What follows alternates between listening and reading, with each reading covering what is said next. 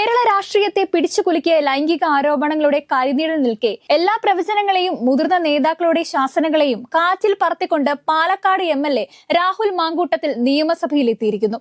Congress parliamentary പാർട്ടിയിൽ നിന്ന് suspend ചെയ്യപ്പെട്ട ഒരു യുവ നേതാവ് പാർട്ടിയുടെ നിയമസഭയിലെ അമരക്കാരനായ VD സതീശനെയും മുതിർന്ന നേതാവും മുൻ പ്രതിപക്ഷ നേതാവുമായ രമേശ് ചെന്നിത്തലയെയും പോലുള്ള മുതിർന്ന നേതാക്കന്മാരെ ധിക്കരിച്ച് സഭയിലെത്തിയത് പ്രതിപക്ഷ നിരയിൽ പുതിയൊരു രാഷ്ട്രീയ ഭൂകമ്പത്തിന് തിരികൊളുത്തിയിരിക്കുകയാണ്. രാവിലെ നിയമസഭാ സമ്മേളനം ആരംഭിച്ചപ്പോൾ ഏവരും ഉറ്റുനോക്കിയത് രാഹുൽ മാങ്കൂട്ടത്തിലിന്റെ കസേരയിലേക്കായിരുന്നു.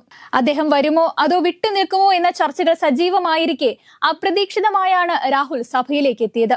മുൻ മുഖ്യമന്ത്രി VS അച്യുതാനന്ദന് ആദരാഞ്ജലി അർപ്പിക്കുന്ന സമയത്ത് അധികം ആരുടെയും ശ്രദ്ധയിൽപ്പെടാതെ ഒരു സുഹൃത്തിന്റെ വാഹനത്തിൽ വന്നിറങ്ങി സഭയുടെ പിൻനിരയിലേക്ക് അദ്ദേഹം നടന്നു കയറുകയാണ് ചെയ്തത്. യൂത്ത് കോൺഗ്രസ് തിരുവനന്തപുരം ജില്ലാ പ്രസിഡന്റ് നേമം ഷജീറും അദ്ദേഹത്തോടൊപ്പം ഉണ്ടായിരുന്നു.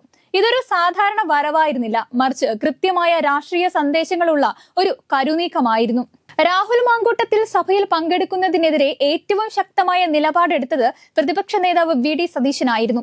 രാഹുലിനെ കോൺഗ്രസ് പാർലമെന്ററി പാർട്ടിയിൽ നിന്ന് സസ്പെൻഡ് ചെയ്തതായും അദ്ദേഹത്തിന് സഭയിൽ പ്രത്യേക ഇരിപ്പിടം നൽകണമെന്നും ആവശ്യപ്പെട്ട് സതീശൻ സ്പീക്കർ AN ഷംസീറിനെ ഔദ്യോഗികമായി കത്ത് നൽകിയിരുന്നു.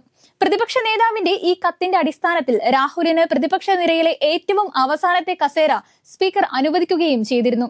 തന്റെ നേതാവ് തന്നെ രേഖാമൂലം ആവശ്യപ്പെട്ടിട്ടും അതിനെയെല്ലാം അവഗണിച്ച് സഭയിലെത്തിയ രാഹുലിന്റെ നടപടി സതീശനോടുള്ള നേരിട്ടുള്ള വെല്ലുവിളിയാണ്. പാർട്ടിയുടെ അച്ചടക്ക നടപടിയെ താൻ അംഗീകരിക്കുന്നില്ലെന്നും MLA എന്ന നിലയിലുള്ള തന്റെ അവകാശങ്ങൾ ആർക്കും തടയാനാവില്ലെന്നും പറയാതെ പറയുകയായിരുന്നു രാഹുൽ.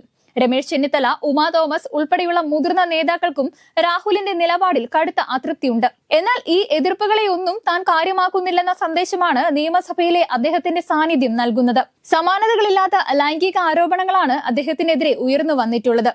എഴുത്തുകാരി ഹണി ഭാസ്കർ, മോഡലും നടിയുമായ റിനി ആൻ ജോർജ് എന്നിവർ തുടങ്ങി നിരവധി യുവതികൾ രാഹുലിനെതിരെ ഗുരുതരമായ ആരോപണങ്ങളുമായി രംഗത്തെത്തുകയും അശ്ലീല സന്ദേശങ്ങൾ അയച്ചും നിരന്തരമായി പിന്തുടർന്ന് ശല്യപ്പെടുത്തി ഹോട്ടൽ മുറിയിലേക്ക് ക്ഷണിച്ചു എന്നിങ്ങനെയുള്ള ആരോപണങ്ങൾക്കൊപ്പം ഒരു ട്രാൻസ് വുമണും അദ്ദേഹത്തിനെതിരെ പരാതിപ്പെട്ടിട്ടുണ്ടായിരുന്നു. ഒരു ഗർഭിണിയെ ഭീഷണിപ്പെടുത്തിയെന്നും ഗർഭചിത്രത്തിന് പ്രേരിപ്പിച്ചുവെന്നും ആരോപിക്കപ്പെടുന്ന ഒരു ഓഡിയോ ക്ലിപ്പ് സാമൂഹ്യ മാധ്യമങ്ങളിൽ പ്രചരിച്ചത് വിവാദത്തിന് വലിയ മാനം നൽകിയിരുന്നു.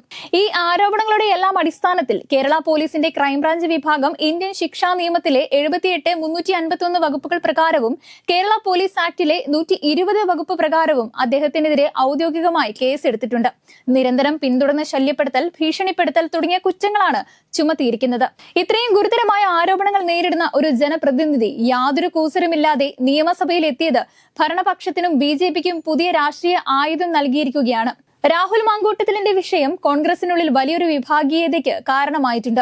VD സതീശനെ പോലെയുള്ളവർ കടുത്ത നടപടി വേണമെന്ന പക്ഷത്ത് ഉറച്ചു നിൽക്കുമ്പോൾ മറ്റൊരു വിഭാഗം രാഹുലിനെ സംരക്ഷിക്കുവാൻ ശ്രമിക്കുന്നു. മുൻ UDF കൺവീനർ MM ഹസനെ പോലുള്ളവർ MLA എന്ന നിലയിൽ രാഹുലിന് സഭയിൽ പങ്കെടുക്കുവാൻ അവകാശമുണ്ടെന്ന് പരസ്യമായ പ്രസ്താവന നൽകിയിരുന്നു. ആരോപണങ്ങൾ ഉയർന്നപ്പോൾ ധാർമ്മികതയുടെ പേരിൽ യൂത്ത് കോൺഗ്രസ് സംസ്ഥാന അധ്യക്ഷ സ്ഥാനം രാജിവെച്ചതുകൊണ്ട് ഇനി MLA സ്ഥാനത്ത് നിന്ന് മാറേണ്ടതില്ലെന്നാണ് അവരെ അനുകൂലിക്കുന്നവരുടെ വാദം. എന്നാൽ ആരോപണങ്ങൾ ഉയർന്നയുടൻ യൂത്ത് കോൺഗ്രസ് അധ്യക്ഷ സ്ഥാനം രാജിവെച്ചത് നടപടിയുടെ ആദ്യഘട്ടം മാത്രമാണെന്നായിരുന്നു സതീശന്റെ പ്രതികരണം. ഈ ഭിന്നതയാണ് രാഹുലിന് ധൈര്യം നൽകുന്നത്.